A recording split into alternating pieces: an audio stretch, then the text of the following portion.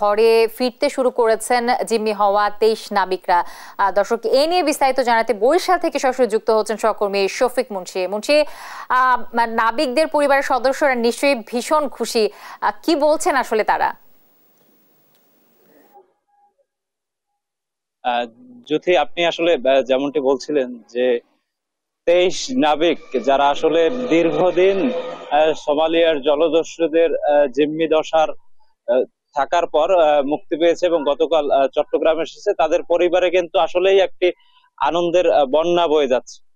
আমি কিন্তু এখন দাঁড়িয়ে আছি বরিশাল সদর থেকে 55 কিলোমিটার দূরে বানারীপাড়ার উপজেলার প্রত্যন্ত গ্রাম উমেরপুর, এবং এখানকার যে বাসায় আমি আছি সেখানে এই আলী হোসেন নামে একজন নাবিক, যিনি আসলে এই যেটি আর যেই জাহাজটিতে আক্রমণ করেছিল সেই জাহাজে মাত্র 2 মাস আগে আসলে তিনি যুক্ত হয়েছিলেন নাবিক হিসেবে, এবং পরবর্তীতেই তার এই এমভি আব্দুল্লাহর সাথে প্রথম যে যাত্রা, সেই প্রথম যাত্রাতেই তিনি কিন্তু এই একটা বিপদের সম্মুখীন হন।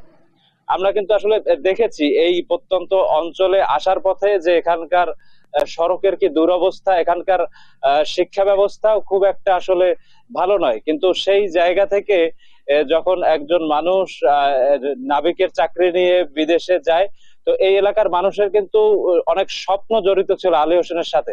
তো আলী হোসেন যখন আক্রান্ত হয়েছে, তো এলাকাবাসীর স্বপ্নটাও অনেকটা আসলে আক্রান্ত হয়েছে, এবং এলাকাবাসীও খুব তারা আমাদেরকে জানিয়েছে যেটা তারা দুঃখ পেয়েছিল। কিন্তু এখন আলী হোসেনের ফেরার খবরে সবাই কিন্তু উচ্ছ্বসিত। আমরা এখন আলী হোসেনের যিনি বাবা ইমাম হোসেন মোল্লা, তার সাথে একটু আসলে কথা বলবো যে আপনার সন্তান আগামীকাল আসলে আপনার বুকে ফিরে আসছে, তো আপনার অনুভূতি আসলে কেমন আমরা একটু জানতে চাই। আসসালামু আলাইকুম।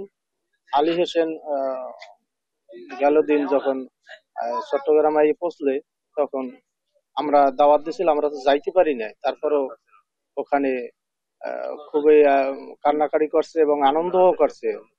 আর আমাদের কাছে যখন খবরটা আসলো, তখন তো আমরা মনের দিক দিয়ে খুব খুশি, এলাকাবাসীও খুশি।